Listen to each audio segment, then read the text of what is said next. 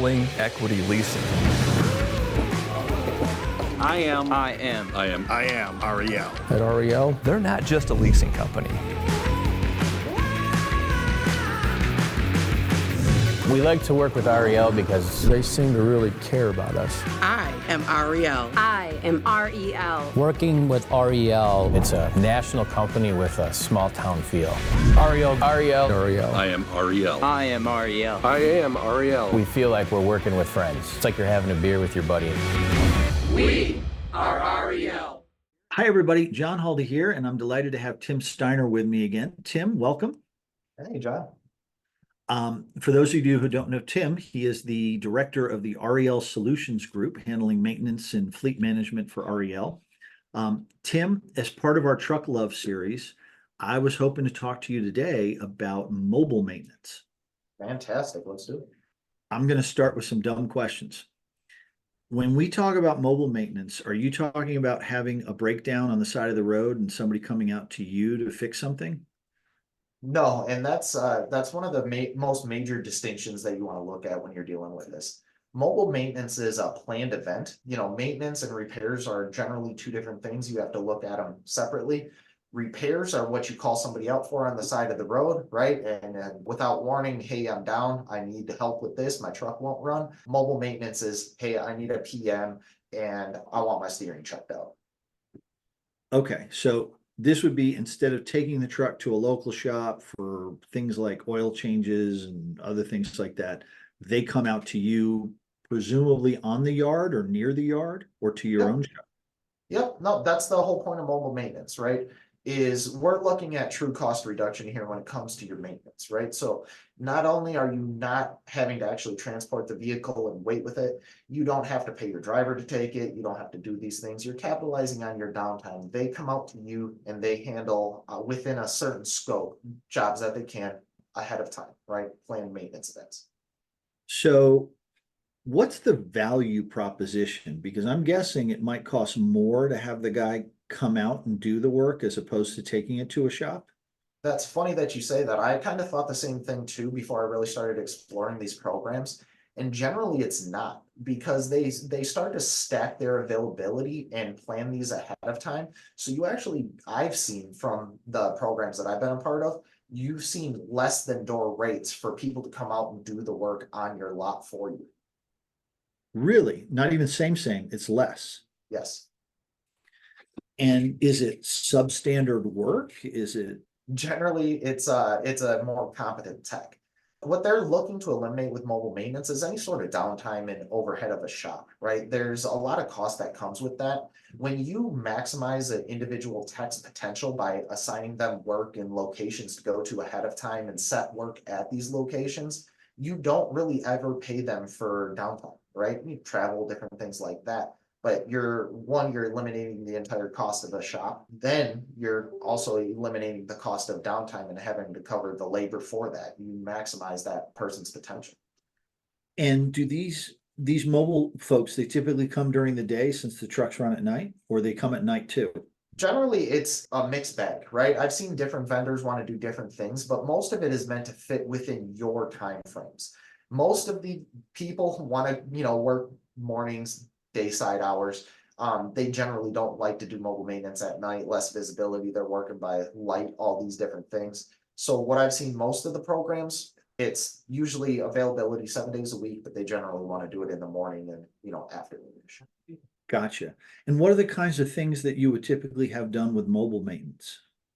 So that's a great question. There's a lot of different things that you can kind of have them do, but think of it mostly as your typical maintenance, right? Do I need an oil change, right? Do I need an air filter? Do I need a tire because it's going bald? As long as it's not a steer, because you want to really make sure that you balance your steers, you can get a lot of these things done. Even minor repairs, as long as it can wait and you can plan it, you can include that. So you can say, hey, this one's going to need an oil change, air filter, and then can you also take a look at the left front bumper?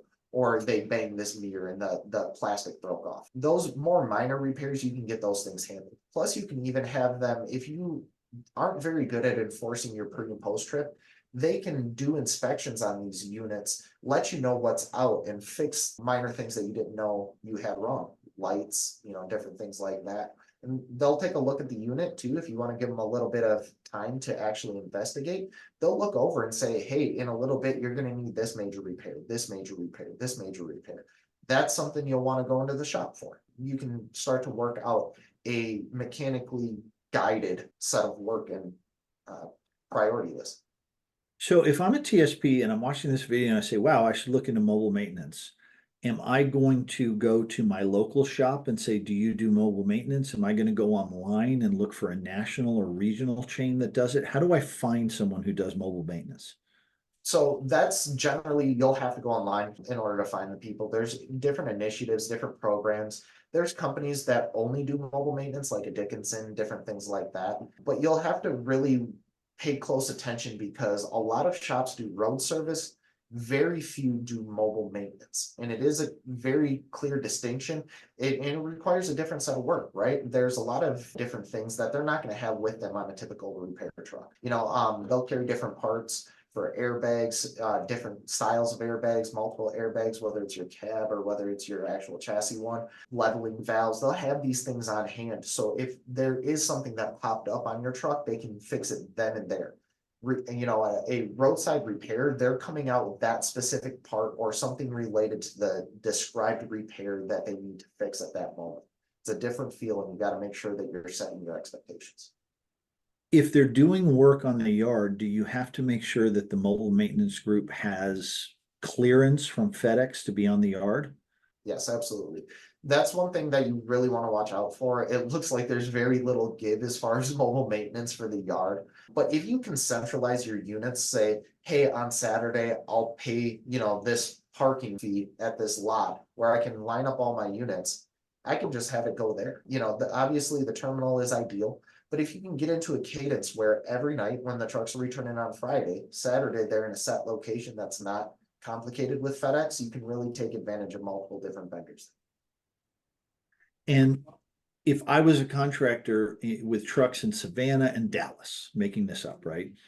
Would you expect me to be able to find a mobile maintenance provider that could do both, or would I probably have to find one that's located in Texas and another one in Georgia and different contracts?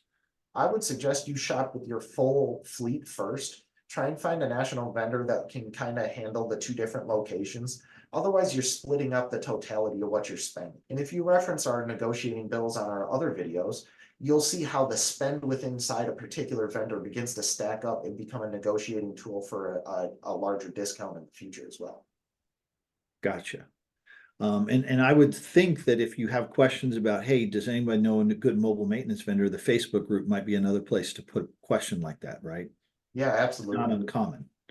No, it's not uncommon at all. And it's one of those lesser known things, simply because everybody knows the repair paths, right? I know my shop's over there. I know I need to get to this dealership. That's generally the way most people think about it. This is generally a fleet thing, right? So the larger fleets take part in this. You'll just have to do a little bit of work to find the right vendor for you. Gotcha. Now, again, it's all new to me. What should I have asked you about mobile maintenance that we haven't talked about? We probably want to talk about different scope, what they can actually handle. There's an expectation of repair sometimes, right? Occasionally we want an investigative look into certain things that we're not aware of. That's where you want to be cautious about mobile maintenance. You really want to be clear on the expectations of what you're having somebody come out and fix. Generally, you're not going to be there for that. So you want to stay away from things that are going to be long diagnostic jobs. You want to go into the shop. You want to have pathways to resolutions, different managers that you can talk to, escalate. You want a different layer of communication on that. This is for, set it and forget it jobs. Hey, I need an oil change and I need a light. I need, minor things along those lines. I lost my exhaust tip. I need a little bit of work there. Those type of things are going to be very good for you. Wheel seals, you could probably get away with that type of stuff too, but there's complications between all of this. You want to make sure that anything that's going to say these codes have been flashing consistently, can you take a look at it and let me know, is another good pathway that you can put within the mobile maintenance. But you want to stay away from, hey, I need a turbo. Hey, I have a knock in my engine. I'm going through fuel filters like crazy. Any type of those investigative things you want to leave out of the scope of mobile maintenance. I want to know this was broken. and I want to know this was fixed. I want to know these things because I'll need to be able to verify independent of somebody being there. That's the whole advantage of mobile maintenance.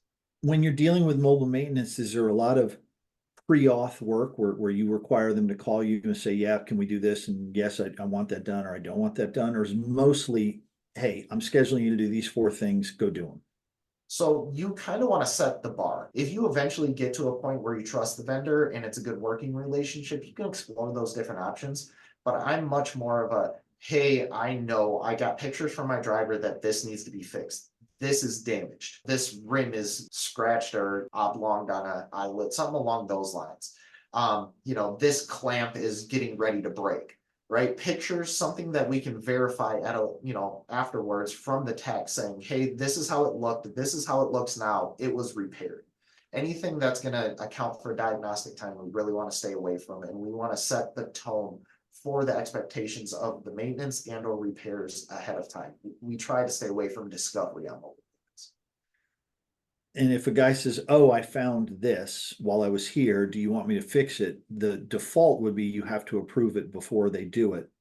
Yeah, absolutely. And there's different tolerances levels to that. If it's, hey, you found a light out up to this amount, I give you authorization. I want pics before and after. You can set those expectations, but anything new, anything that is going to be fairly substantial, you want to make sure that you're, 1, checking the warranty to see if it would be covered, right? And 2, whether or not they're actually going to be capable of this job in a comfortable manner, right? You don't want to do alignment parts, tie rod ends, different things like that. You want to stay away from that stuff on mobile maintenance because you need the additional tools. You need an alignment machine on the back side of it, right? And when you split those up, it's very difficult to down the truck just to go for an alignment afterwards, after you've had the repair done, everything like that. It's best to down the truck, plan that out a little bit better. When you're dealing with mobile maintenance, do the techs tend to be the same techs over and over again in a certain location? From what I've seen, the techs are married to the truck. So generally when you're employing a truck or you're employing a company in this area, you're generally getting the same person consistently. So is there value in periodically going out to meet them and press palms and say hello and buy them a cup of coffee and that kind of thing? Absolutely. I'm always a big fan of that. I think face-to-face interactions are one of the major things that are beginning to go away in all of business and all of this industry. Whenever you see someone and you go and talk to them, it puts personality behind the cold machine that they're working on. These trucks that have been off, they're not running, they're going to a cold lot all by themselves. They're just there to do work. If you show up with a cup of coffee for a gentleman like that, you will make a friend, I promise you. Gotcha. Tim, before we sign off, I'm going to ask you one more time. Did I forget anything? No, I suppose one other tidbit is if you can find a vendor that has a national presence where you can leverage multiple different facets. Hey, I buy tires, I get repair work done, I need mobile maintenance, and you can consolidate that all with one vendor, you will start to see a larger discount, a much more forthcoming relationship versus trying to piece those out. You become part of a number on a total sales goal if you do that versus an account that warrants, care. I would strongly recommend consolidating your vendors in your maintenance. Makes sense. Makes sense. The bigger you are, the more attention you get. Yes, sir. Tim, thank you for your time. Folks watching, again, if you've got questions, we want to get them answered for you. Please shoot us an email. Let us know what they are, and we will try to get them either an email back to you or answer them right in a video if we can find the time for that. Until next time, Tim, be well, and looking forward to talking again soon. Always a pleasure, John. Thanks for having me, bud. Thank you.